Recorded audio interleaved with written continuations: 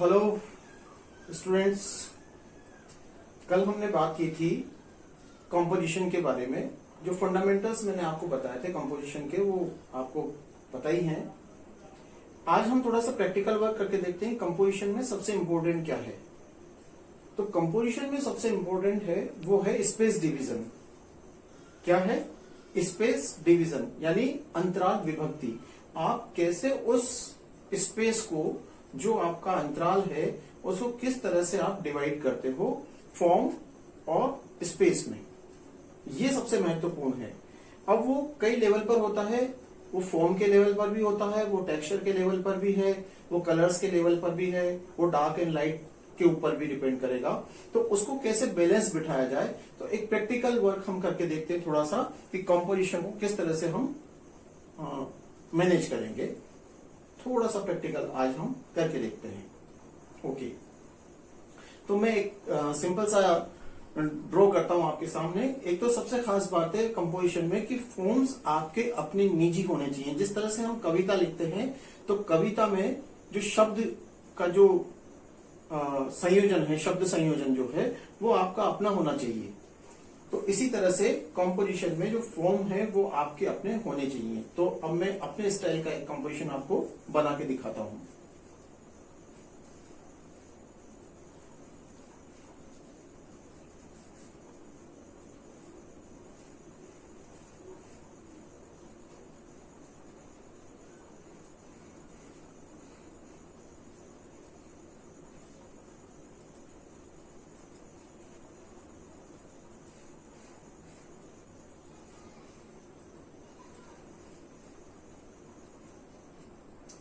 मैं एक फेस बना रहा हूं अभी, और इस कंपोजिशन को किस तरह से हम आगे लेके जाएंगे वो हम इसमें देखते जाएंगे। लाइन जो है वो आपकी बहुत इंपॉर्टेंट है। तो लाइन जिस तरह से मैं यहाँ आपको दिखा रहा हूं, दिख रहा होगा आपको, शायद लाइन दिख रही है आपको। तो ये फॉर्म जो है वो अपने अस्तित्व में आ रहा है।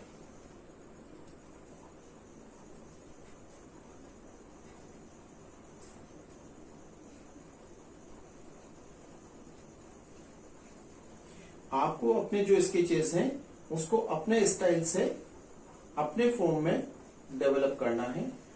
वो आप जब स्केच बनाएंगे तो उसके बारे में, जब आप मुझे स्केच बना के भेजेंगे तो उसके बारे में मैं आपको बताऊंगा कि किस तरह से अपने फॉर्म में आप उसको ढालोगे। आपका अपना निजी फॉर्म कैसे बनेगा, ये इसको बनाने का मेरा अपना एक स्टाइल है, आपका अपना एक स्टाइल होता है, हर व्यक्ति का अपना एक स्टाइल होता है बात को करने का। उसी तरह से सबके अपने अपने फॉर्म होते हैं।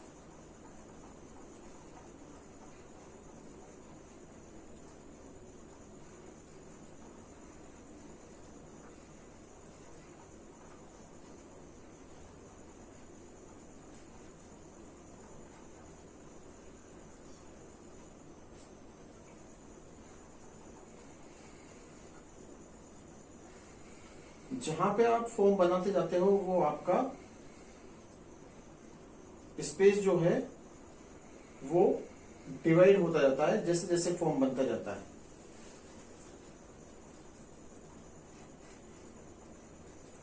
जिसको हम पहले पढ़ के भी आए हैं, आपने पढ़ा भी होगा, सक्रिय अंतराल और सहायक अंतराल। जो बचा हुआ स्पेस है वो सहायक अंतराल कहलाता है आपका, और जो आपने फॉर्म जहां पे बना दिया वो आपका सक्रिय अंतराल है।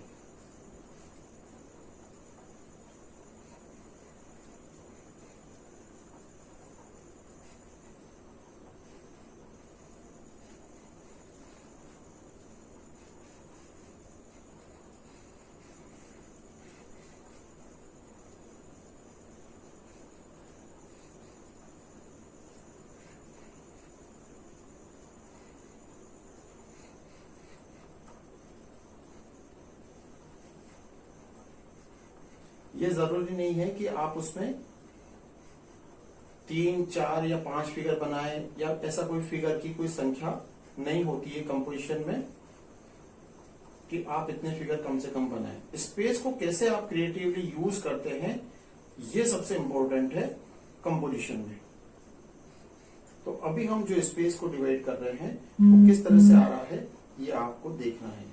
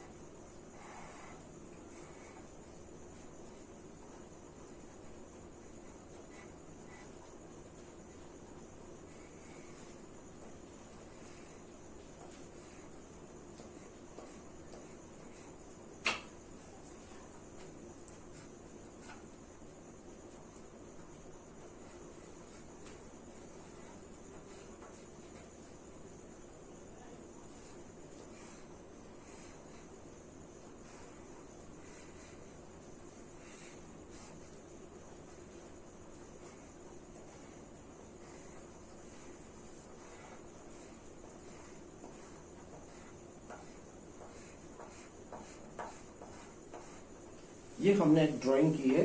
अब ये ड्राइंग के लेवल पर इसका जो स्पेस डिवीजन है, यानी जहां जहां हमारा फॉर्म बना हुआ है, ये सारा स्पेस जो है वो हमारा सक्रिय अंतराल है, और जो बाकी जो स्पेस बचा हुआ है, ये जितना भी खाली रिक्त स्थान बचा हुआ है, ये हमारा सहायक अंतराल है।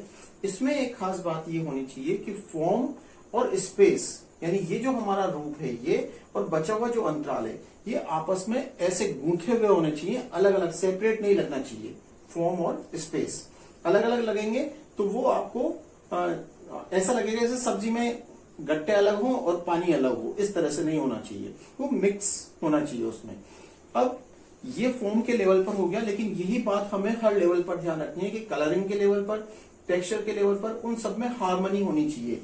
कलर, फॉर्म, लाइन, टेक्सचर, इन सब में आपस में हार्मनी होनी चाहिए, यानी सामंजस्य होना चाहिए। अब हम अपनी चॉइस के कलर इसमें डाल सकते हैं। यहां पर हमें एक्चुअल कलर्स, एक्चुअल फॉर्म का ध्यान नहीं रखना है, बल्कि ये देखना है कि वो हमारी जो बात है वो कैसे प्रभावशाली बन सकती है, उसको देखते हुए ही हम इसमें कलर अप्लाई करेंगे। तो कलर शुरू करते हैं। इसके लिए हम अपनी चॉइस की, यहां पर मैं आपको पेस्टल कलर से करके बता रहा हूं, आप कोई सा भी कलर उसमें यूज कर सकते हैं। और कलर्स को जितना आप क्रिएटिवली यूज करेंगे, ऐसा नहीं कि उसको बहुत प्लेन करना है, उसमें जो आपका जो ब्रश का जो स्ट्रोक है वो दिखाई देना चाहिए। ब्रश का स्ट्रोक दिखाई देगा तो वो आपके कंपोजिशन को बहुत खूबसूरत बनाएगा। ब्रश का स्ट्रोक जो है वो एक्चुअली टेक्सचर क्रिएट करता है। अब इसको ये नहीं है कि मैं इसको पूरा ब्रश से लगाए, चाहे आप स्ट्रोक चाहे पेस्टल का हो चाहे वो वाटर कलर का हो, लेकिन स्ट्रोक जो है वो नजर आना चाहिए, जैसे आपको यहाँ पर ब्रश के स्ट्रोक्स नजर आ रहे हैं। अब किस कलर को कहां तक यूज करना है वो आपका अपना एस्थेटिक सेंस है कि कैसे उसको आप यूज कर रहे हैं, कैसे उसमें मिक्सिंग करनी है, दूसरा कलर कहां पे आपको ब्रेक करना है, ये आपको सब चीजें ध्यान देने की हैं। उम्मीद है आपको समझ में आ रहा होगा। अगर समझ में नहीं आ रहा तो आप मुझसे बात कर सकते हैं फोन करके। इस वीडियो को देखने के बाद हम आपस में बात भी कर सकते हैं, या आप मुझे क्वेश्चन ड्रॉप कर सकते हैं व्हाट्सएप पे, ग्रुप पे, जहां पे मैं आपको ये वीडियो दूंगा। तो इस तरह से हम इस कलर को आगे लेके चल रहे हैं। अब ये जो फेस हमें दिख रहा है, इस फेस में हम ब्लू कलर डाल रहे हैं, या ऐसा नहीं सोचना है कि ब्लू कलर फेस में होता नहीं है, हम कैसे डालें। यहां पे अब फेस नहीं रहेगा, ये आपके पास एक स्पेस हो गया, और इस स्पेस को आप क्या कर रहे हैं, डिजाइन कर रहे हैं।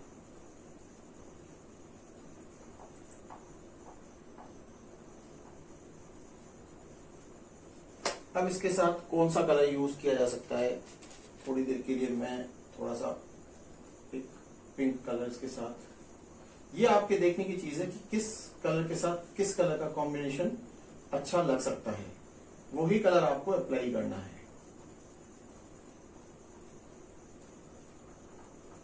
क्योंकि फॉर्म के लेवल पर अगर कंपोज हो भी गया तो बाद में अपने को कलर के लेवल पर डिस्टरबेंस होने की संभावना उसकी बनी रहती है। तो इसलिए आपको बहुत ध्यान रखना है कि कलरिंग के लेवल पर भी आप उसको संभाले रहें, वो बैलेंस में रहे, उनमें हार्मनी बनी रहे। कलर में, कला के तत्वों में हार्मनी बनी रहना जरूरी है। कंपोजिशन आप किसी भी मीडियम में बना सकते हो, ऑयल में, एक्रिलिक में, पेस्टल में, या मिक्स मीडिया में। मिक्स मीडिया मीन्स आप एक से ज्यादा माध्यम का प्रयोग कर सकते हो, जैसे आप ऑयल, एक्रिलिक दोनों को एक साथ यूज कर रहे हैं, या कोलाज यूज कर सकते हैं, किसी भी तरह से आप उसको यूज कर सकते हैं।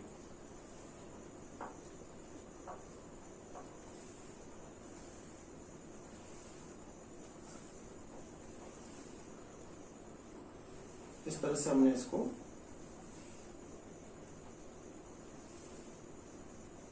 कलर को यूज किया है।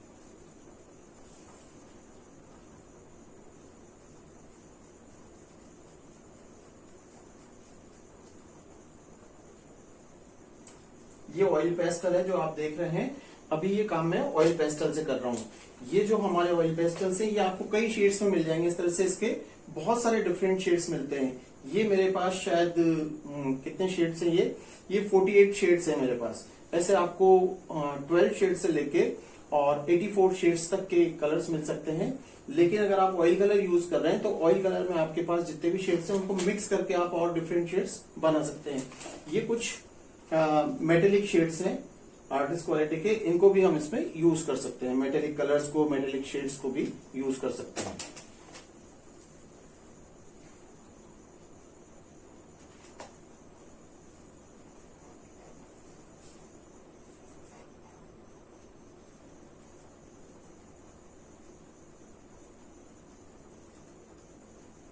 इसमें जो सबसे ज्यादा जरूरी बात है वो है हमारी स्केचिंग। आपने जितने स्केचेस किए हैं उनसे कितनी तरह के आप फिगर्स डेवलप कर सकते हैं, वो हम तभी कर पाएंगे जब आप एक अच्छा स्केच बनाना शुरू करेंगे। स्केचिंग अगर नहीं होगी हमारे पास तो ये बात हम नहीं कर पाएंगे उसमें, क्योंकि सबसे पहली जो रिक्वायरमेंट होती है हमारे को वो स्केच की होती है। रॉ मटेरियल, जैसे हमने पिछले वीडियो में बात की थी कि हमारे पास रॉ मटेरियल होना जरूरी है, और वो रॉ मटेरियल वो हमारे स्केचेस से आता है। यानी आपको क्या बनाना है वो यहीं से आपको मिलेगा।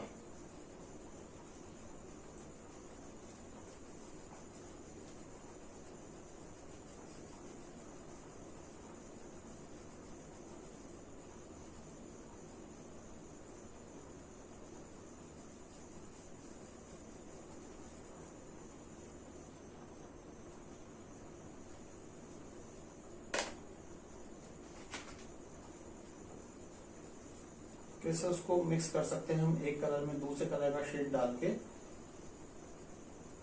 इस तरह से आप उस कलर को चेंज कर सकते हैं। बार बार हम ये बात कर रहे हैं कि हम कोई बंधन में नहीं है कि हमें इसी मीडियम में बनाना है या पर्टिकुलर किसी मीडियम में बनाना है। हम किसी भी मीडियम में कंपोजिशन बनाना है। कंपोजिशन से हमारा मतलब है कि उस सेंस को हमें सीखना है कि जिसमें संयोजन का हमें भान हो जाए, या ये आइडिया हमें हो जाए कि क्या चीज जो है वो स्पेस डिवीजन कितना इंपॉर्टेंट है।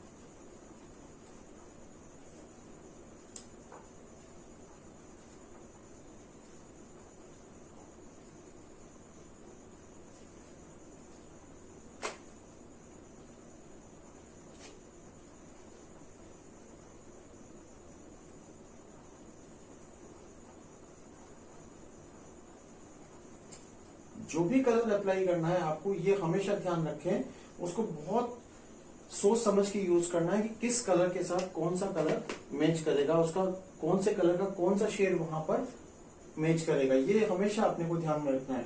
अदरवाइज सारा कंपोजिशन अपना डिस्टर्ब हो सकता है किसी भी लेवल पर। इसलिए ये बात हमेशा अपने को ध्यान में रखनी है।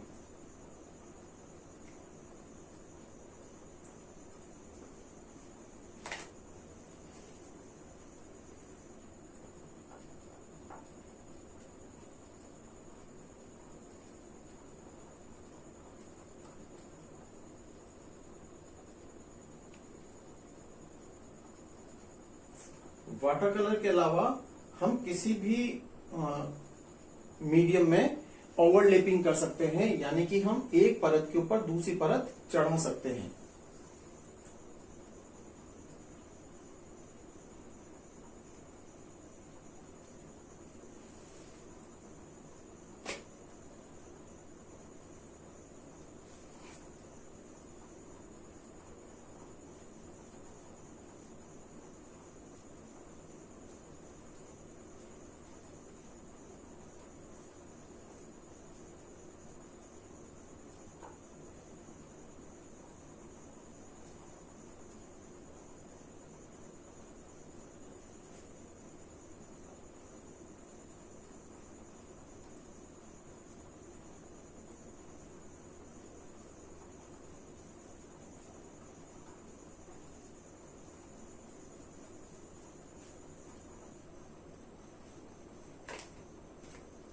ये जितना आप करेंगे उससे आपको उतना ही ज्यादा समझ में आएगा। ऐसा नहीं कि ये खाली एक बार में आपको समझ आ जाए। जिस तरह से हम साइकिल चलाना सीखते हैं तो उसमें कई बार हमें गिरना उठना पड़ता है, तो उसी तरह से कंपोजिशन में भी अगर आप कोई भी चीज अप्लाई कर रहे हो तो आप उसको करके देखो, तभी आपको वो चीज आगे समझ में आएगी कि अच्छा ये करने से एक्सपीरियंस जो है ना वो आपको बताएगा कि क्या चीज ठीक है और क्या चीज ठीक नहीं है, किस कलर के साथ यार ये अच्छा नहीं लग रहा। तो आप उसमें एक्सपेरिमेंट करते रहें साथ में, उस एक्सपेरिमेंट से आपको बहुत कुछ सीखने को मिलेगा।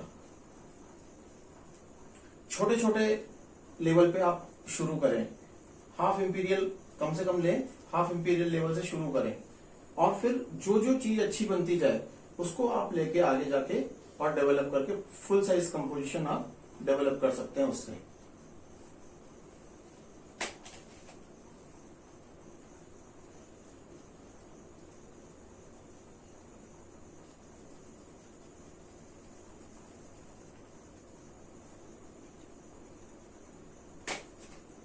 कितना लाइट और कितना डार्क ये हमें देखते हुए चलना है साथ में, कि कौन सी चीज कहां पर कितनी डार्क हमें रखनी है और कितनी लाइट, यानी किस कलर के साथ कौन सा कॉम्बिनेशन हमारा ठीक लग रहा है। ये बात हमेशा अपने को ध्यान में रखनी है।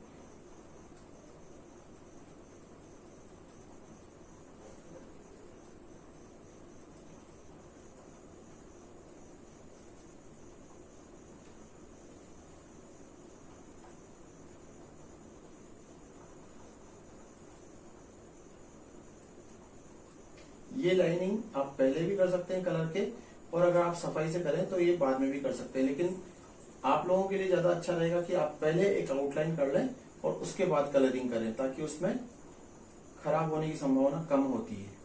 लेकिन अगर आपकी प्रैक्टिस अच्छी है तो आप ये ऊपर से भी कर सकते हैं, लेकिन उससे कलर डिस्टर्ब होने का खतरा रहता है।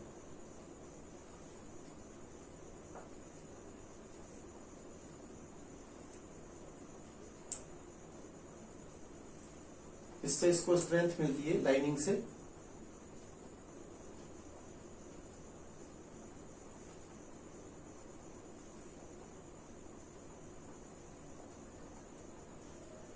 फिगर क्लियर होने लगा होगा आपको।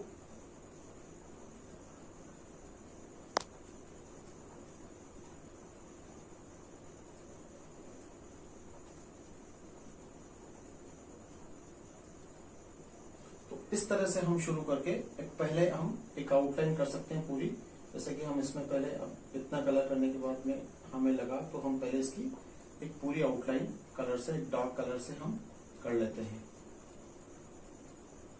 उसके बाद इसमें नेक्स्ट कलर शुरू करेंगे। ये काम आप सबसे पहले कर सकते हैं कलरिंग का।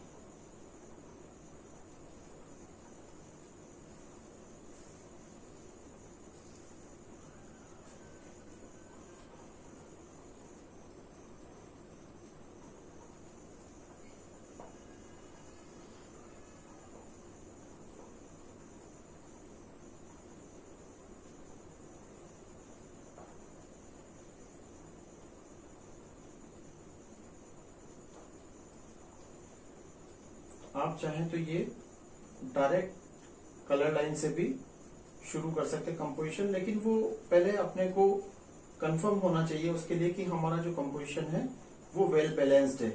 ये मैच्योरिटी लेवल पर आपको बहुत कॉन्फिडेंस देता है, लेकिन उसके पहले ये कंफर्म होना चाहिए कि हमारा जो हम बनाने जा रहे हैं वो एकदम बैलेंस्ड है। ये बात हमें कंफर्म होनी चाहिए।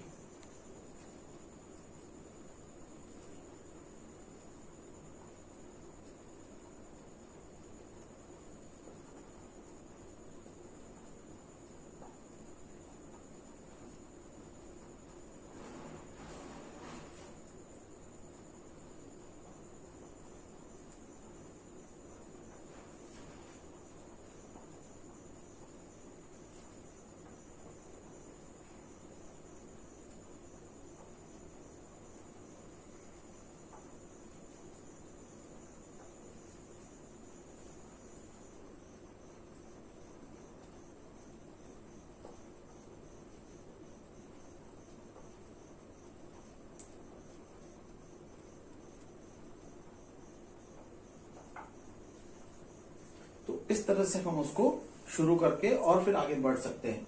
तो पहले लेवल पर हमें जो करना था वो ये था स्पेस का डिवीजन, और फिर उसको आगे लेके हम बढ़ेंगे। कभी भी आप उसमें जहां पर भी आपको बैलेंस लगे आप उसमें कंपोजिशन में चेंज कर सकते हैं, कोई इश्यू नहीं है।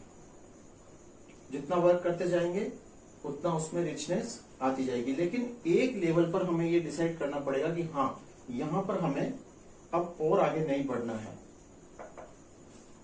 जिस तरह से हम मेकअप करते हैं तो एक लेवल तक मेकअप अच्छा लगता है, उसके बाद अगर हम करते जाएं तो वो उस सौंदर्य को डिस्टर्ब भी कर देता है। तो हमें हमेशा ये बात ध्यान रखनी है कि किसी भी एक लेवल तक हमें वो काम करना है। थोड़ा सा मेटेलिक कलर इस्तेमाल करके देखते हैं। ये आपको कैमरा में दिखेगा या नहीं दिखेगा अभी मुझे आइडिया नहीं है इसका, लेकिन इसका मेटेलिक जो इफेक्ट है वो इस कंपोजिशन को रिच करेगा।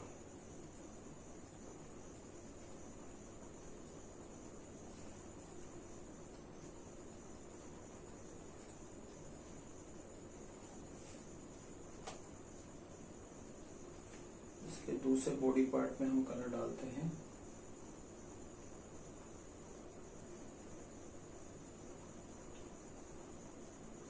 पहले लाइन करने से ये है कि लाइन जो है वो आपके कलरिंग के साथ अच्छे से मर्ज होती जाती है, तो वो एक अच्छा इफेक्ट देती है उसमें। तो यहाँ पर हम पहले आउटलाइन करने का ये फायदा है कि ये जो लाइन है, जिस तरह से यहाँ लाइन अलग दिख रही है, यहाँ पर एक उस कलरिंग के साथ मर्ज हो रही है, ये एक अच्छा इफेक्ट आता है इसका।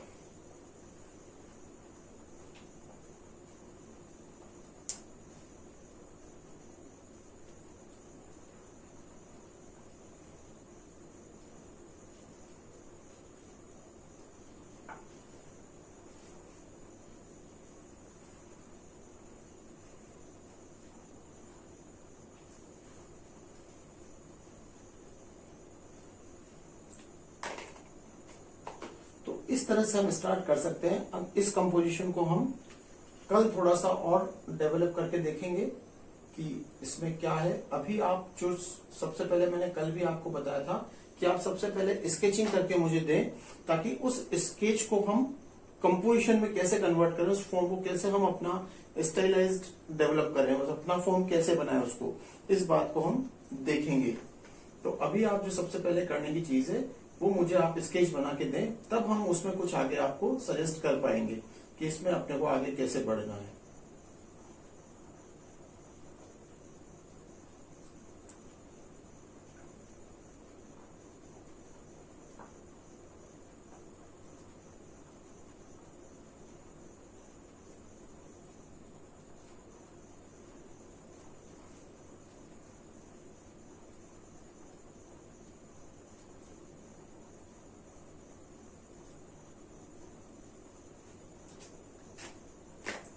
तो आज के जो वीडियो में वो आपको समझ में आया कि स्पेस डिवीजन कैसे करना और कैसे स्टार्टिंग करनी है।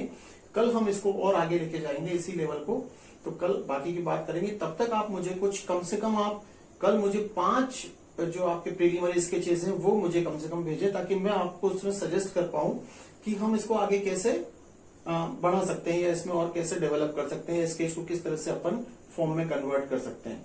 ठीक है, ओके, थैंक यू डियर्स।